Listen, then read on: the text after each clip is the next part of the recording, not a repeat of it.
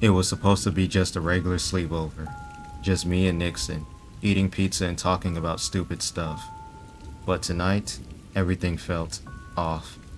The news was on in the background, and the anchor was talking about William Afton, the guy behind all the old Freddy Fazbear rumors. Nobody knew where he was. Some said he disappeared, some said he wasn't gone. And they were finally taking down the first Freddy's, remodeling it, turning it into something else. Officially, it was closed. Unofficially, it was still standing. And I could feel Nixon's idea brewing before he could even say it. Yo, Terry, what if we rode our bikes over there, just to see it? I mean, it's probably empty, right? Nobody's gonna stop us. Nick, it's late, and the news said it's gonna be torn down soon. Why would we even? Come on, man. When are we going to get the chance again, before they tear it down? Imagine all the stuff we could see. The old stage, the animatronics, maybe even some hidden rooms or props nobody's seen in years. I should have said no, but Nixon's grin was contagious. And curiosity, well, it always gets the best of me. Come on, grab your jacket, let's ride. The rain has stopped, leaving wet reflections glimmering on the pavement.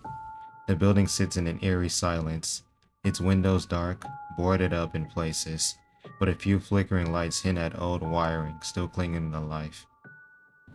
Man, who knows? Maybe we can snag some of the plushies. You know, souvenirs. Think about it. Freddy, Bonnie, Chica. Heck, maybe even Foxy if he's still around. Souvenirs? Nick, this place is creepy. Just being here, it's wrong. Look at it. It's falling apart.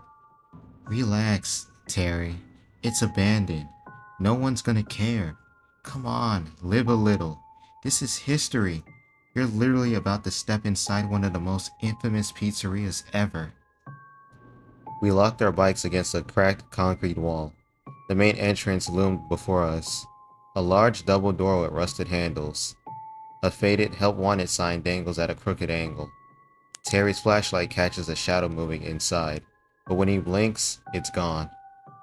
I should have turned around. Every instinct in my body was screaming at me to leave, but Nixon's grin, and that stupid dare, that stupid idea of souvenirs, I kept following him anyway. We had no idea what was waiting inside. Here we go. Let's see what's left of the old Freddy Fazbear magic. The door creaks as it opens, echoing through the empty building. Dust motes float in a thin beam of Terry's flashlights. The faint scent of rust and mildew hits our noses. Something clicks in the distance, like gears turning. Terry's heart races. The air inside was heavy, thick, like it was holding its breath. And then I heard it, the softest, faintest giggle. Or was it just the wind? I don't know. But Nixon stepped forward, fearless, and I had a bad feeling that this was the point of no return. The flashlight beams cut through the darkness as we stepped deeper inside. The dining area stretched out in front of us.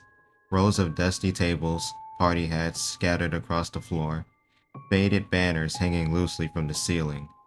Everything looks frozen in time, like the place never properly shut down. I walked up to one of the tables, slowly dragging my finger across the surface. A thick line of dust clears beneath it. I can't believe this place still has some form of electricity. He looks up. A few dim ceiling lights flicker weakly, buzzing softly. Matter of fact, why is there still power at all? And why would they still have security guards watching over this place? The question lingers in the air longer than it should. Nixon doesn't answer right away. He's already wandered a few steps ahead, his flashlight slowly rising towards the stage. The curtains are half open. The stage is still intact, but worn. Torn fabric, dust-covered speakers. And standing there, Freddy, Bonnie, Chica, motionless. Yo, they're still here.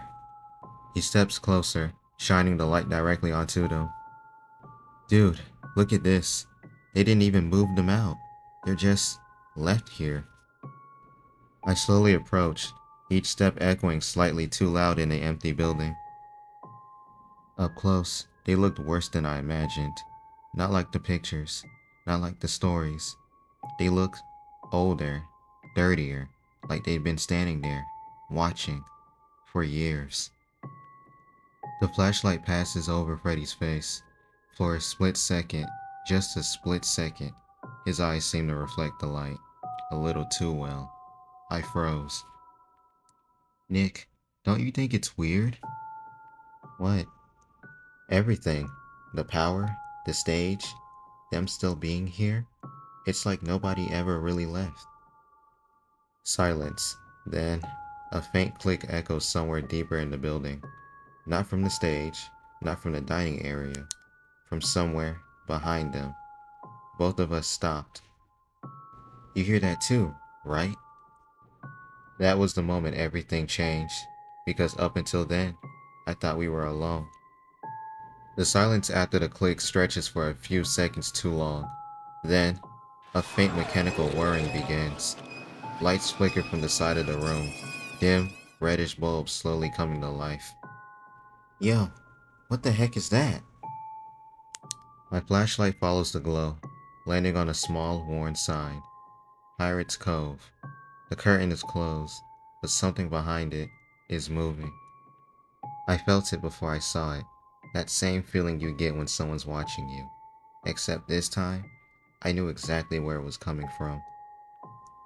The curtain twitches, then slowly it begins to open with a strange metallic screech.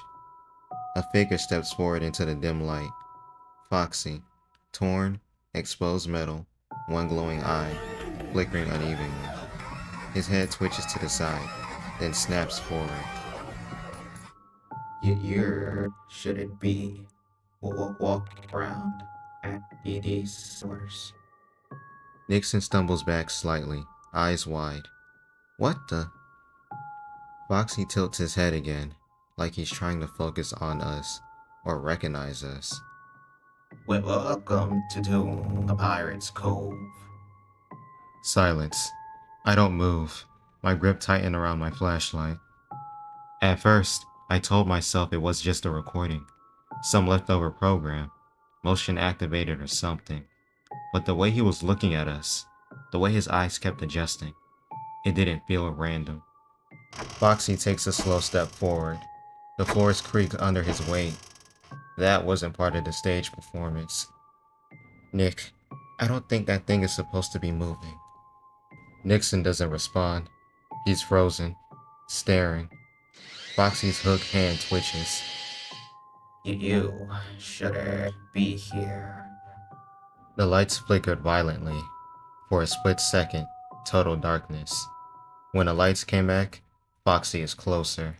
That's when I knew this wasn't some abandoned building anymore. Foxy stands in the dim light, unmoving now. The flickering stops. Silence creeps back in like nothing ever happened. You saw that, right? It's just a recording. Motion activated or something. Old place probably used up all its juice for that line. I don't answer right away, but my eyes are still locked onto Foxy. Man, relax. Let's go check the prize corner. Who knows, maybe we'll get lucky. Might even find that golden Freddy plush you wanted, you know, the one with the purple hat and tie. I hesitated, then I exhaled slowly. Fine, the sooner we get what we came for, the sooner we're out of here. We turned away from Pirate's Cove. Foxy doesn't move, but as I walked away, a faint metallic twitch echoes behind us. Nick, do you hear that? It's probably just wiring or something. A sudden click. The stage lights flicker behind us. Both of us turned. Chiga's head is tilted downward, her face hidden in the shadow. Then, her head slowly lifts, her eyes locked onto us. You lost. Nixon freezes, our breath slowly getting shallow. All children must remain within employee proximity until prepared's return. Her jaw twitches, a faint crack sound as if it shifts slightly too far open. Then it resets. You shouldn't be here. That didn't feel like a performance. That didn't feel like a recording. That felt like A warning. Nixon slowly backed down, swallowing hard. Okay, that one was a little weird. I don't respond, because something else just clicked in my head. She didn't say guest or visitors. She said children. Chica's words echoed in my head. You shouldn't be here. My breath sharpened. Nope, nope, we're done. We're leaving. Right now. Yeah, I'm not arguing with that anymore. Let's go. We sprinted back towards the entrance. Our footsteps echoed loudly through the empty building. The front doors come into view. Moonlight barely shines through the glass. Come on, come on. I grabbed the handle. It didn't budge. What? I tried again, harder. The door rattled violently, but it stayed shut. Dude, why isn't it opening? It was unlocked when we came in. The lights flickered above us. A distant metallic footstep echoes somewhere behind us. That's when it hit me. We weren't locked out. We were locked in. We need to hide. We just need to wait this out until morning or something. Yeah, okay. Somewhere they can't see us. Come on. We took off down the side hallway, our flashlights bouncing wildly against the walls. The air feels thicker now, warmer, like something is closing in. In here. Go! We burst through the door, slamming it shut behind us. The room is pitch black. The smell hits us first. Rotten, metallic, sickening. Ugh, what is that smell? I slowly raised my flashlight. Animatronic parts hanging from the ceiling. Heads, arms, empty shells staring lifelessly. My beam landed on the floor. I froze. At first, I didn't understand what it was I was looking at. A suit lies crumbled on the ground, half opened. Inside it, a body. Nixon stumbled back, nearly falling over. Oh my god, that's foul. What the heck is happening in this place? I couldn't take my eyes off of it. The body is twisted unnaturally, like it was forced inside. This must be what the news was talking about. I swallowed hard. People going missing every time someone came in here. Silence fills the room. Then, a slow, metallic creak from outside the door. Something is in the hallway, and whatever this is, knew we were here. The door creaks open as Foxy steps into the dim light of the parts and service room.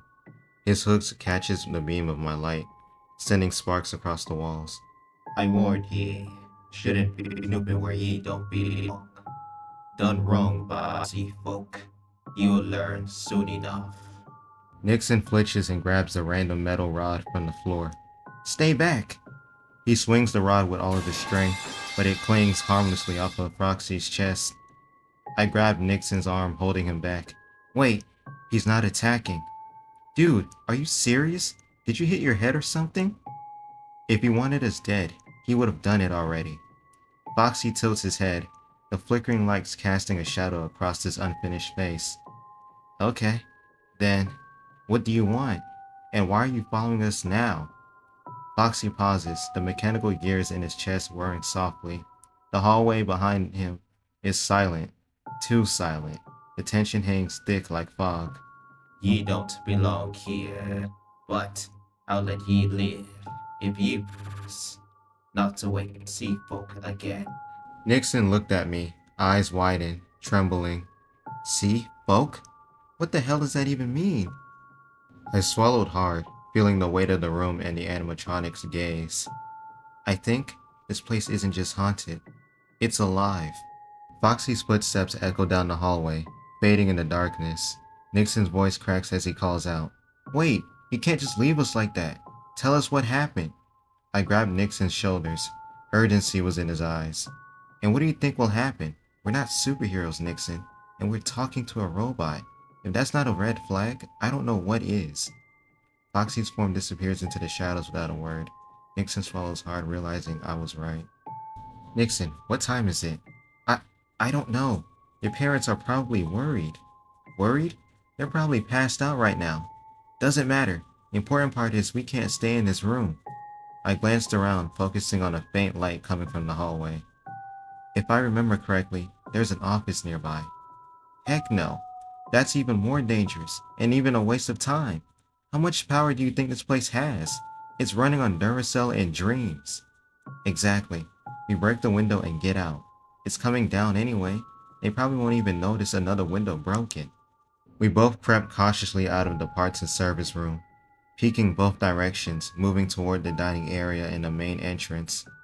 We're definitely not staying here. We're not going to be part of whatever is happening in this place. The shadows stretch across the cracked tiles, and every creak of the building feels like the animatronics are listening. We reach the cracked window. Moonlight spills in, illuminating broken tiles and scattered debris from our frantic trek through the dining room. Give me a boost. I've always had a better swinging arm than you. I handed him the metal rod from earlier. Nixon swings at the window. The glass rattles, but it doesn't break. Come on, come on. He swings again. Nothing. Nixon, maybe we... No, we're not staying another second in this heck hole. Nixon swings a third time with all his strength. The glass shatters outward, scattering shards around the floor. He cheers triumphantly. Yes, freedom! I climbed up first, helping Nixon through. Both of us landed in the cool night air, knees scraped, hearts pounding. We scrambled to our bikes parked in the shadows. From the corner of our eyes, a purple car slowly pulls up near the building. The engines hum softly. For a moment, time seemed to freeze. Whomever was inside didn't seem to notice us. Did they see us? I don't think so. Let's move. We jumped on our bikes and pedaled hard, tires crunching over gravel. The building looms behind us, dark, silent, and alive with secrets. As we rode into the night, our breaths visible in the cold air, the purple car idles for a moment longer before quietly driving away, leaving questions behind that may never be answered.